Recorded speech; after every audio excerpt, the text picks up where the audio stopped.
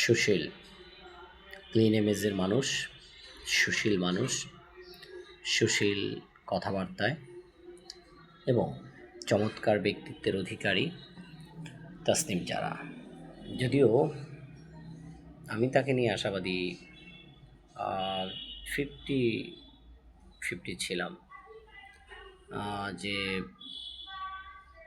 তার মধ্যে আর হাবিবুর রশিদ হাবিব তার মধ্যে এটা অনেকটা এরকম হবে 50-50, বাট হলো না।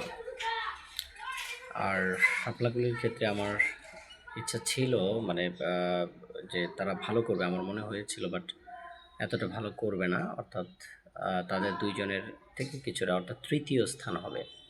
বাট উল্টো এখন পর্যন্ত যেটা দেখছি, ঢাকা ৯ আসনে বিএনপি প্রথম স্থান অধিকার করেছে, অর্থাৎ জয়লাভ করেছে। শাপলা কলি, জাভেদ মিয়া রাসিন দ্বিতীয় স্থান লাভ করেছে এবং তাসনিম জারা ফুটবল মার্কায় স্বতন্ত্র, তিনি তৃতীয় স্থান অধিকার করেছেন। তো এখানে লক্ষণীয় বিষয় হলো তাসনিম জারা কিন্তু অভিযোগ করেছেন। এখন অভিযোগটা কার নামে, এটা কিন্তু নির্বাচন কমিশনের এখন তদন্ত করা উচিত এবং সে অনুযায়ী পানিশমেন্টের ব্যবস্থা রাখা উচিত। এই পানিশমেন্টটা যদি না হয় তাহলে এটা, এবং এটা যদি তদন্তও না হয় তাহলে এটা একেবারে অন্যায় করা হবে তার সাথে। আর তার সাথে করা মানে সাধারণ ভোটারদের সাথে ওইটা করা হবে।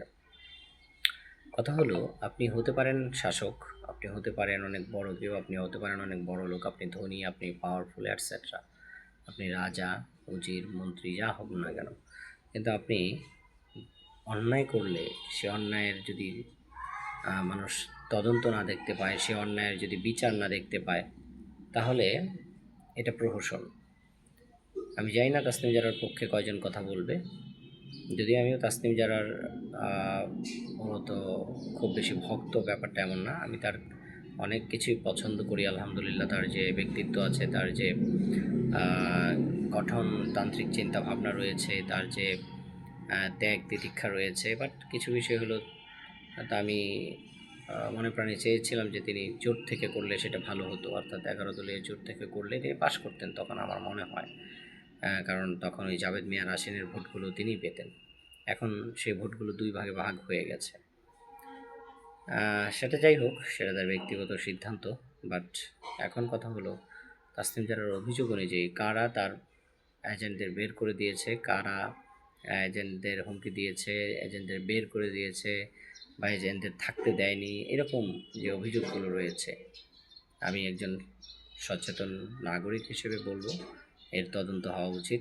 এবং সেটার কোন দলের, সেটা কি শাপলাকলির নাকি সেটা বিএনপির?